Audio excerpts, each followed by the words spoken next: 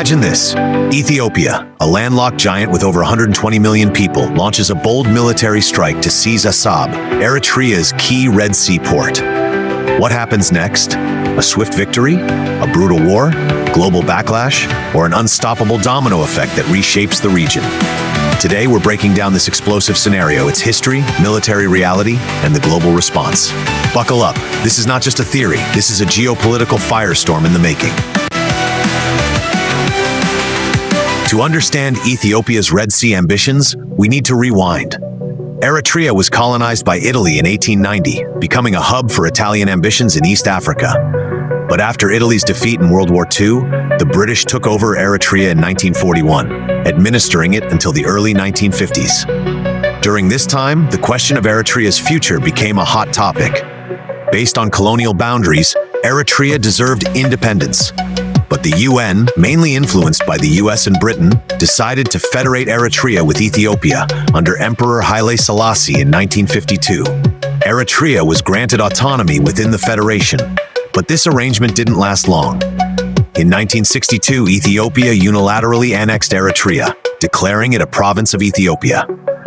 This move sparked outrage among Eritreans, who saw it as a betrayal of their right to self-determination. What followed was a brutal 30-year war for independence, one of the longest and bloodiest conflicts in Africa's history. By 1991, Eritrean fighters had completely routed Ethiopian forces and liberated their country.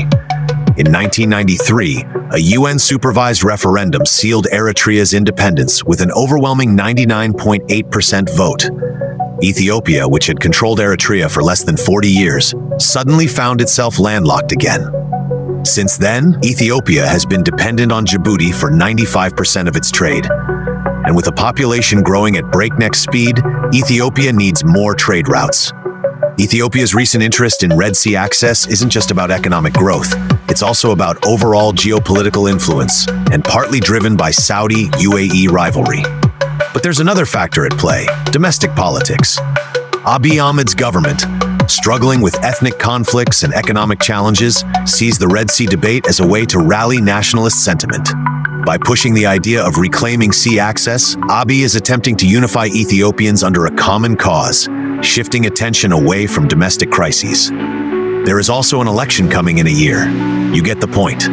That's why Assab, a port once under Ethiopian control, has become the theme of Abiy's propaganda. Could Ethiopia take it back? And more importantly, could it hold on to it? Let's say Ethiopia makes its move, a surprise attack. Eritrea's defenses are overwhelmed. Within days, Ethiopian forces occupy Assab. But here's the problem. Seizing territory is easy. Holding it? That's a different war. Eritrea, despite its small size, has one of the most battle-hardened militaries in Africa. And its strategy? Bleed Ethiopia dry. Eritrea's president Isaias Afwerki isn't known for backing down. Instead of a direct counterattack, Eritrean forces could shift to guerrilla tactics, disrupting Ethiopian supply lines, targeting key infrastructure, and turning Assab into a war zone. For Ethiopia, every day of occupation becomes more costly. And let's not forget, Eritrea has a history of outlasting its enemies. If it could endure 30 years against Ethiopia's former military regime, it won't fold easily now. But here's where things get even more dangerous. Ethiopia's move wouldn't just provoke Eritrea, it would bring in Egypt. Cairo and Addis Ababa are already locked in a bitter feud over the Nile. If Ethiopia takes Assab, Egypt has every reason to intervene, arming Eritrea, launching naval blockades, or even conducting airstrikes. Suddenly, Ethiopia isn't just facing Eritrea, it's facing a regional superpower. And it doesn't stop there. Saudi Arabia and the UAE are major players in the Red Sea, a region critical to global trade and security. Saudi Arabia leads the Red Sea Council, a bloc specifically designed to prevent instability and conflict in the area. Eritrea is a member of this council, but Ethiopia is notably absent. This exclusion could spell trouble for Ethiopia if tensions escalate. Saudi Arabia is unlikely to tolerate instability near its shores, and Ethiopia could face severe consequences: sanctions, diplomatic isolation, and even economic strangulation. Here's the twist. While the UAE appreciates Ethiopia's role as a spoiler against Saudi Arabia's Red Sea Council, it wouldn't welcome a full-blown conflict that disrupts its lucrative trade routes. For the UAE, stability is key to protecting its investments and ensuring the smooth flow of goods through the Red Sea. Back home, things could get even worse. Ethiopia is already dealing with internal instability, from the Tigray conflict to rising tensions in Oromia and Amhara regions. A costly war over Assab could be the tipping point, weakening the central government and helping the TPLF and other anti-government forces to overthrow Abiy's government. What starts as a military gamble could end in a domestic disaster. And let's not forget the global superpowers. China, with its Belt and Road investments, might pressure Ethiopia to back down. Russia, always looking to expand its influence and is a close ally of Eritrea, might back Eritrea. The Horn of Africa, which is already a proxy war zone for the Gulf states, could become the next battleground in a global superpower. Some might argue that Russia's annexation of Crimea proves powerful states can defy international norms. But Ethiopia isn't Russia. Russia shielded itself with China's support in the UN Security Council. Ethiopia has no such protection. Russia absorbed sanctions because of its massive energy exports. Ethiopia, on the other hand, depends on foreign aid and the US dollar. Sanctions would cripple it. The Crimea playbook doesn't apply here. But here's the alternative. Ethiopia recently reached a memorandum of understanding with Somaliland for access to port in exchange for recognition of Somaliland. Yes, it didn't materialize, but it proves that diplomacy has greater potential for success than conflict. Seizing Assab would cost Ethiopia everything. Negotiating for access, that could secure its future without war. So could Ethiopia seize Assab? Maybe. But could it hold on to it? Almost certainly not. The military, economic, and geopolitical costs would be catastrophic. In today's world, force isn't the answer. Strategy is. The real question, will Ethiopia choose war or diplomacy? The answer will shape Ethiopia's future. Why was Eritrea a part of Ethiopia before its independence?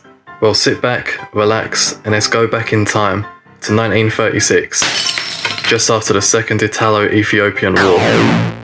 The land that makes up modern-day Eritrea was owned by the Italians, starting off as a small port city being owned by some shipping company to ending up like this.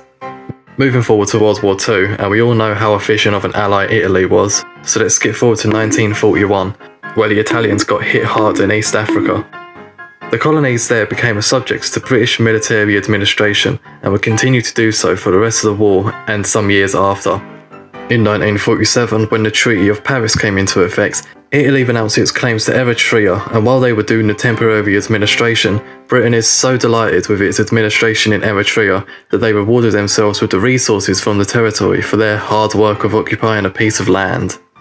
Now the big question of what to do with Eritrea would soon rise. It couldn't stay as a temporary occupation zone for too long, and so some ideas got thrown around as to what to do with Eritrea. Let's give Eritrea to Ethiopia as a thanks for helping us out. Nah, let's give them independence instead. How about we split the land on religious grounds and give the Christian population to Ethiopia and the Muslim populations to Sudan? Why not just give it back to Italy as a trust territory? Let's see what the people of Eritrea want. Alright guys, it sounds crazy, but what if we tried to do what's best for them? Trying their best to care about the people of Eritrea and their wishes, the UN had eventually came to a conclusion in 1950 that they saw as the best outcome for both sides. The resolution was to incorporate both Eritrea and Ethiopia into a singular federation, where the word federation is used very loosely. It sought to give Eritrea some of the benefits of what makes them an independent country without the independence. Anything international related would go through Ethiopia, but anything at a domestic level would allow Eritrea to deal with it themselves. Eritrea and Ethiopia had formally combined into the Ethiopian Eritrean Federation on the 15th of September 1952. Remember those independent benefits I said just now? Well, you can forget about those, because the Ethiopian emperor gradually became aggressive to the Eritrean side of the federation over the years, pushing his expansionist views for that Eritrean land and seeking to make it an official part of Ethiopia for good. After years of constant political aggression and acculturation, Eritreans were now sick of the emperor and his meddling with their side of the federation, and an ever-growing desire to become independent. They finally decided that enough was enough. The Eritrean War of Independence had begun, and this war lasted for 30 years, starting in 1961 and ending in 1991, with the Eritrean Liberation Front leading the rallying call for independence, until it got fractured and two more organised independence fighting groups took its place. As for the federation itself, it dissolved a year after the war begun, with the emperor annexing Eritrea and declared it now an official province of Ethiopia.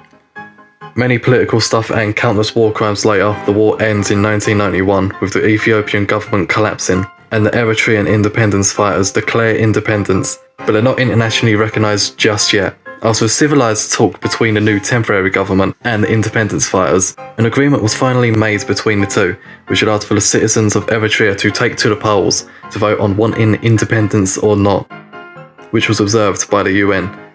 An almost perfect vote came through, with Eritreans choosing to become independent and officially being recognised on the 24th of May 1993. Another nation to add to the collection. How prosperous is Eritrea nowadays, you might be thinking to yourself? If you've heard the North Korea of Africa being thrown around, that should answer your question. So to summarise why Eritrea was made part of Ethiopia, it was mainly because no one was so certain on what the best approach was for it after World War II. So they thought the best approach was to compromise on what both sides of the Eritrean population wanted and gave it to them.